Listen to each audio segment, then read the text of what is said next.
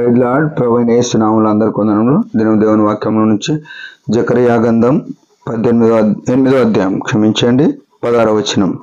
మీరు చేయవలసిన కార్యములు ఏవనగా ప్రతి వాడు తన పొరుగువానితో సత్యమే మాట్లాడవలెను. సత్యమును బట్టి సమాధానకరమైన న్యాయమును బట్టి మీ గుమ్మములలో తీర్పు తీర్చవలెను. ప్రియమైన వాళ్ళారా, ఈ ప్రపంచంలో ఎక్కడ కూడా ఎంత న్యాయము లేనే లేదు. ఎంత విచిత్రం చూడండి. ఏమంటుంది బైబిల్ అంటే, సత్యము న్యాయము అనే మాటలు ఎక్కడైనా చూస్తే ఈ పదాలు కేవలం బైబిల్లోనే దొరుకుతాయి. బైబిల్లో కాక కోర్టులో న్యాయం గురించి సత్యం గురించి మాట్లాడతారు, కానీ ఈనాడు డబ్బులు ఇస్తే మారిపోతున్నాయి కోర్టుల తీర్పులు. జడ్జిలు మాటలు మార్చేస్తున్నారు, న్యాయవాదులు మాట తప్పుతున్నారు. పేరు న్యాయం ఉంటుంది కానీ అట్లా లేదు.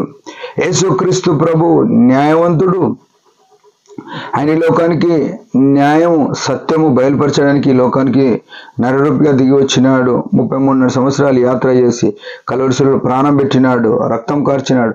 ఎవరైతే ఈ లోకంలో ఉన్న అన్యాయస్తులు, పాపులు, దొంగలు, అన్ని రకాల పాపములు కలిగిన ప్రతి ఒక్క వ్యక్తి, మనుషులందరూ అట్నే ఉన్నారు.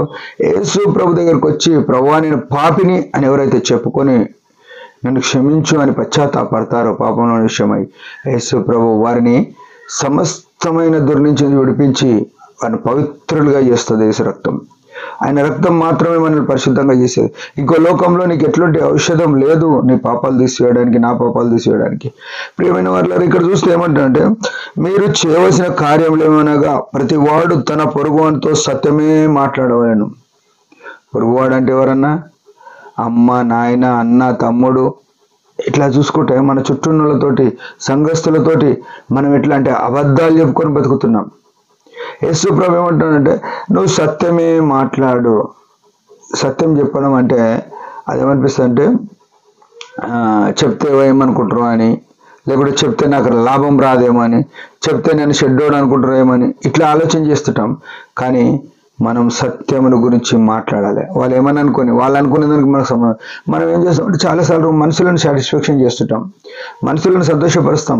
కానీ బైబిల్లో దేవుడు ఏమంటున్నాడంటే, యేసు ప్రభు అనేది మీరు మనుషులను సంతోషపెట్టని వారై ఉండాలి అని రాసినారు.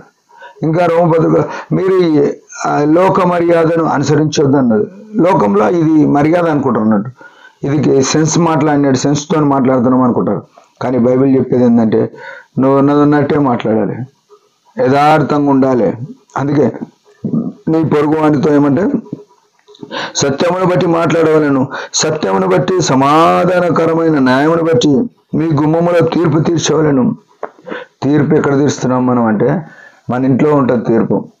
మన పిల్లలకు ఒకలాక, తమ్ముని పిల్లల కన్నా పిల్లలకు ఒకలాక తీర్పు. ఇది అన్యాయం అన్నట్టు దేవుని దృష్టిలో.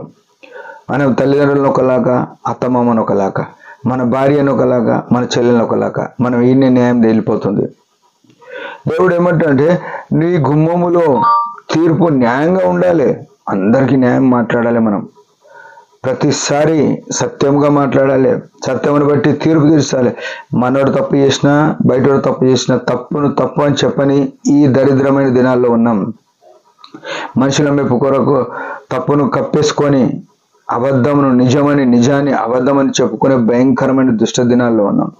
ప్రియమైన సహోదరుడా, సహోదరి, ఉదయకాలం యేసు ప్రభు మనతో చెప్పే మాట ఏంటంటే సత్యం మాట్లాడాలి. ఎందుకంటే బైబిల్లో చెప్తుంది, యోహాను సువార్త 14:6 వచనంలో ఏముందంటే, నేనే మార్గమును సత్యమును జీవమును. యేసు ప్రభు మాత్రమే సత్యమై ఉన్నాడని మనం గుర్తెరిగి ఆయన మహిమ కొరకు జీవిద్దాం. దేవుడి మాట దించును గాక. చిన్న ప్రార్థన. పరమ తండ్రి, యేసు ప్రభు శ్రేష్టమైన నామములో వందనాలు. ఇంతవరకు కాపాడి చిత్తంలో నడవడానికి సహాయపడమని యేసు ప్రభు నామములో ప్రార్థిస్తున్నాం తండ్రి. ఆమేన్. అందరి పరిచయం గురించి భారంగా ప్రార్థన చేయండి. Praise the lord.